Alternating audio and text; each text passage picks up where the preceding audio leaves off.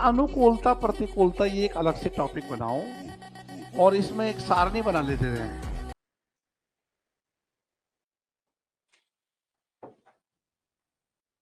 रस का नाम, प्रतिकूल रस, प्रतिकूल रस और अनुकूल रस,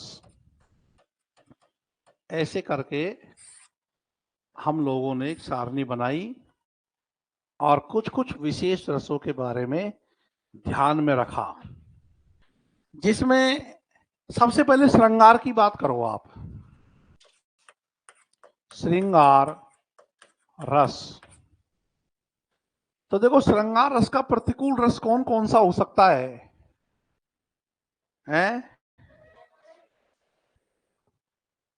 लिखो पीभत्स। हाँ, घृणा आएगी वहां श्रृंगार हो जाएगा। हाँ तो प्रतिकूल लिखो पहले। तुम भी कह रही हो जो सही कह रही हो, लेकिन मैं भी कह रहा हूं जो सही कह रहा हूं। यदि आपको किसी से भय लग रहा है तो वो श्रृंगार नहीं वहां आएगा, लेकिन जहां घृणा हो रही है वहां भी नहीं आएगा। और जो शांत भाव से बैठ गया उसका भी श्रृंगार से कोई संबंध नहीं है। और कोई मर खिर गया, कोई दयनीय अवस्था में है, तो करुण रस का भी संबंध एक प्रकार से नहीं कहेंगे, हालांकि वियुक्त श्रृंगार में करुण फिर भी आ जाता है। पर देखो, श्रृंगार रस के प्रतिकूल रसों में एक तो शांत रस हो जाएगा, एक भयानक रस हो जाएगा, एक विभत्स रस हो जाएगा, और करुण रस को भी इसके प्रतिकूल में ही मानेंगे। हालांकि वियोग श्रृंगार में करुणा का भाव आ जाता है। और रौद्र रस को भी इसके प्रतिकूल मानेंगे, लेकिन वीर रस को प्रतिकूल नहीं मानेंगे। वीर रस अनुकूल में आएगा और हास्य रस तो बहुत ही ज्यादा अनुकूल है, क्योंकि श्रृंगार को ध्यान में रख करके तो वीर रस की रचनाएं हुई है ना। इसके अलावा कोई ड्रेसिंग सेंस बहुत अच्छा हो सकता है, अद्भुत, वंडरफुल, वाह है। हाँ, अद्भुत रस भी इसके अनुकूल रस में आएगा, तो अद्भुत रस का भी नाम रख लो। वीरस ऐसे लगता है कि यार वीरस को कैसे कर दोगे यार, जो श्रृंगार की बात चल रही है। और एक कवि ने तो यहां तक कह दिया है कि नेकी पे फीकी लगे बिन अवसर की बात, जैसे वर्णत युद्ध में नहीं श्रृंगार सुवात। युद्ध की बात चल रही हो तो श्रृंगार की बात करना शोभायमान नहीं है, लेकिन आदिकाल का साहित्य इसका प्रमाण है कि श्रृंगार रस के लिए वीर रस पैदा हुआ है। वीर रस और श्रृंगार रस कितने मुख्य सहयोगी बनकर के चलते हैं उसमें। इसलिए वीर रस को प्रतिकूल में नहीं रख के अनुकूल में रखा जाएगा। पहले मैं भी कुछ समय तक के लिए ये भ्रमित था छात्र जीवन में कि यार ये प्रतिकूल होना चाहिए वीर रस, लेकिन अच्छी प्रमाणिक जो पुस्तक है जहां से अपन तथ्य पेश कर सकते हैं जिन किताबों से, उन किताबों में भी ये वीर रस को श्रृंगार रस का अनुकूल ही मान रखा है। और चूंकि श्रृंगार तो रसराज है, तो रसराज का अनुकूल और प्रतिकूल तो हमको ध्यान में रखना चाहिए। ठीक है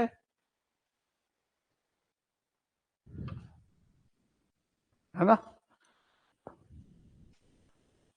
अब देखो, करुण रस को स्पेशल वियोग श्रृंगार के तहत पूछे तो वियोग श्रृंगार में तो फिर भी हम ये कह सकते हैं कि भाई वियोग श्रृंगार में करुणा की सी स्थिति आ जाती है, परंतु संयोग श्रृंगार, श्रृंगार कहते ही तो सबसे पहले संयोग श्रृंगार का बोध होता है, तो संयोग श्रृंगार का फिर करुण रस से कोई कम्युनिकेशन नहीं बनता। अच्छा, ये सब याद रखना, ये परीक्षा में आए या नहीं आए, कि वियोग श्रृंगार में जो करुणा की स्थिति दिखाई गई है, उस करुणा की स्थिति में एक मिलन की संभावना बताओ है क्या? वियोग श्रृंगार की करुणा में मिलन की संभावना है, जबकि करुण रस के शोक में प्रियतम इतना दूर गया है कि मिलने की संभावना नहीं है।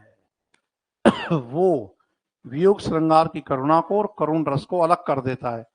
हालांकि करुण रस तो हमको उससे मिल जाता है जो किसी दरिद्र भिखारी को हम देखें है ना, तो उससे भी करुण रस मिल जाता है। एक लिखो इसके बाद में वीर रस लिखो, वीर रस। और वीर रस में प्रतिकूल में लिखो भयानक और शांत, भयानक और शांत। और अनुकूल में अद्भुत आ जाएगा, अद्भुत रस आ जाएगा। और श्रृंगार रस को भी यहां लिख लो, श्रृंगार रस आ जाएगा। और रौद्र रस भी तो बहुत अनुकूल है इसके, वीर व्यक्ति को रौद्र रस नहीं मिलेगा क्या, तो वो उसके अनुकूल में है।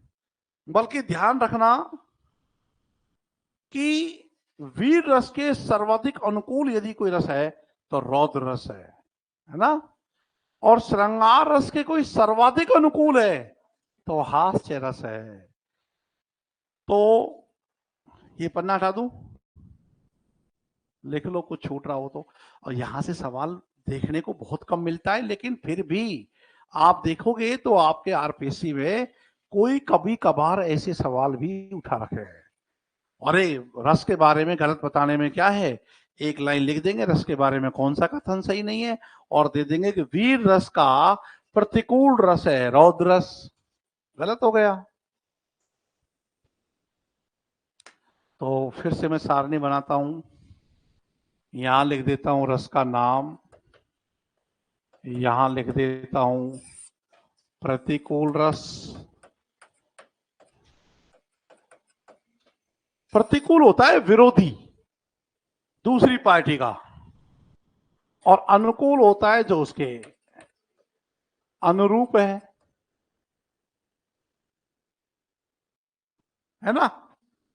लिखो इसमें आप रौद्रस लिखो, रौद्रस, रौद्रस। और रौद्रस के प्रतिकूल में हास्य, श्रृंगार और भयानक, हास्य, श्रृंगार और भयानक रस, ये माने गए हैं इसके प्रतिकूल। जबकि इसके अनुकूल में वीर आ जाएगा, विभत्स आ जाएगा,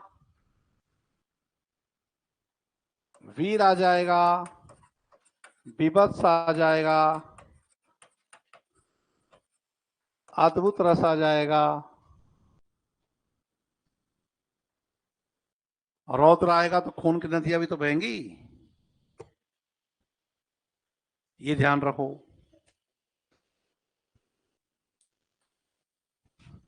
और एक लिख लो विभत्स रस, जिसे ओज गुण वाले तीनों रस हो जाएंगे।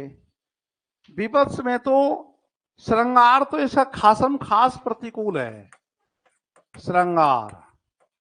लेकिन वीर रस और रौद्र रस ये विभत्स के दोस्त बन जाएंगे। वीर रस के अनुकूल में भी आप लिख सकते हो विभत्स रस, है ना। और तो रौद्र आ गया, वीर आ गया, और भयानक, भयानक भी इसका दोस्त है,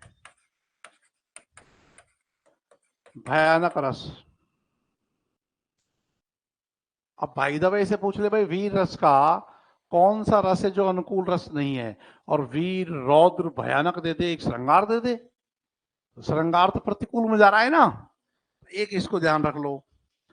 और एक लिख लो हास्य रस। वैसे मुख्य तो इंपोर्टेंट यही है। देखो असल में क्या है, श्रृंगार तो है रसराज, तो रसराज का अनुकूल प्रतिकूल याद होना चाहिए। एक ओज गुण किन तीन रसों में सक्रिय रहता है, वीर रस, रौद्र रस और विभत्स रस। वीर, रौद्र और विभत्स, तो ये तीन आपने लिखा है ना, पहले पन्ने पे तो वीर भी गया था, तो वीर, रौद्र और विभत्स, इन तीनों का संबंध किस गुण से है, ओज गुण से है। मैं आपको केवल इन्हीं को याद रखने की सलाह देता हूं लेकिन इसके बाद भी आप और रसों के बारे में भी लिख लो। लिखो हास्य रस। अब हास्य रस जो होगा तो भयानक और जो करुण है ये इसके प्रतिकूल हो जाएंगे। भयानक और करुण, क्योंकि करुण की स्थिति में तुम हंस नहीं सकते हो और भय की स्थिति में तुमको भय लगेगा कि हास्य लगेगा, तो तुम वहां भी भयानक में नहीं हंस सकते हो। लेकिन इसके सर्वाधिक अनुकूल रस कौन सा है? श्रृंगार। इसमें श्रृंगार को याद रख लो। इसके अलावा एक आप भयानक भी रस लिख लो, भयानक रस। अब भयानक रस के प्रतिकूल में एक तो यही आ गया, हास्य। अरे भय वाली वस्तु प्रदान करने वाले को देख के हंसोगे क्या तुम? है श्रृंगार में भी भय नहीं लगेगा आपको, वीर व्यक्ति को भय नहीं लगेगा, रौद्र रस भी इसके प्रतिकूल में होगा, भयानक में, है ना। एक वो और जोड़ लो, शांत रस और हास्य रस। शांत रस भी विरोध में है, भयानक में कहां हंसोगे तुम? हास्य रस भी इसके विरोध में होगा। और भयानक का कोई सबसे ज्यादा मित्र रस होगा, सबसे ज्यादा मित्र रस इसका कोई होगा भयानक रस का, कौन सा? विभत्स। इसका लिख लो,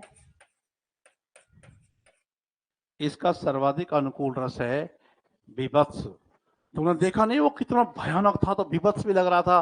और तुम शेर के मुंह को देखोगे, ऐसे खून टपक रहा है इसके जबड़ों से, तो भयानक तो है ही, लेकिन विभत्स भी है, नहीं है?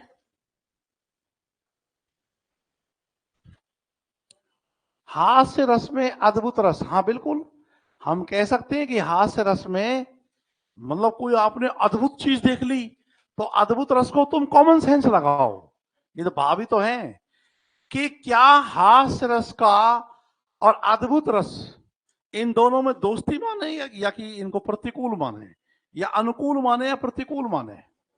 अद्भुत चीजों को देख करके तुमको हास्य आ सकता है, हंसी आ सकती है ना, अनुकूल में जाएगा, वो प्रतिकूल नहीं होगा उसका। तो ये है।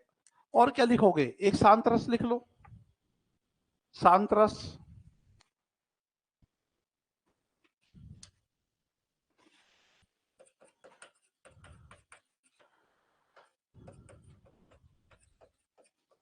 और शांत रस के प्रतिकूल रसों में कुछ नाम लिख लो, जैसे कि वीर, रौद्र, श्रृंगार, वीर, रौद्र, श्रृंगार, हास्य, है ना। और एक वो भी लिख लो, क्या कहते हैं, भयानक,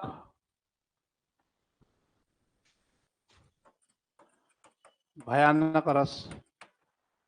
और यहां इसके अनुकूल रस में शांत रस का सर्वाधिक अनुकूल रस कोई है तो क्या है? भक्ति। लिख लो भक्ति रस, है ना। यहां लिख लो भक्ति रस। नहीं नहीं, शांत रस में वात्सल्य कहां जाएगा अनुकूल में? शांत रस, वात्सल्य से प्रेम हो गया तुम्हारा, तुम तो मोह में घुस जाओगे।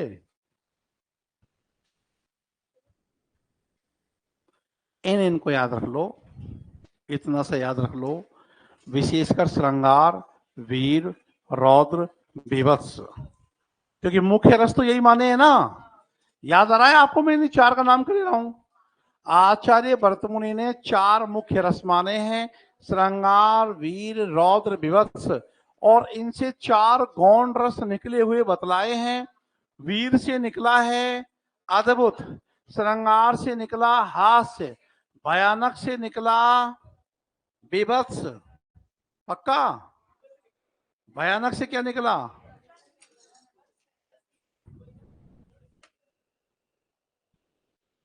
श्रृंगार, वीर, रौद्र और विभत्स। श्रृंगार से निकला हास्य, वीर से निकला अद्भुत, रौद्र से निकला करुण। रौद्र अपना काम करता है तो करुण छोड़ देता है, और विभत्स से निकला भयानक। और देखो वैसे बोलने में नहीं आ रहा था, लेकिन ऐसे हाथ चला के देखा तो खट से समीकरण बैठ गया। अब एक लास्ट टॉपिक,